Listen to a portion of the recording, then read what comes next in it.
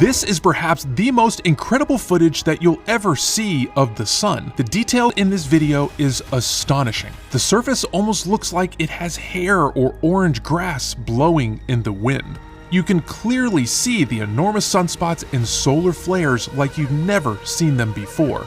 These videos almost make you want to reach out and touch the surface of the sun, although clearly that would be a really bad idea. They're created by an amateur astronomer named Simon Tang, who goes by the name the Stupid Astronomer, but stupid he is not. He specializes in building imaging equipment and has applied his talents to making backyard telescopes capable of capturing exquisite detail of our sun. Now, as far as I can tell, he doesn't have a TikTok account, but he does have an account at the place that you can see on screen here. And I just don't want to say the word out loud and risk this video getting suppressed here, because Simon's work deserves as much attention as it can get. His username there is Simon2940, or just type in the name, The Stupid Astronomer. So make sure you go and stop by his page, check out his incredible work, and while you're there, make sure to drop some likes and comments for him and mention that Interstellar News sent you.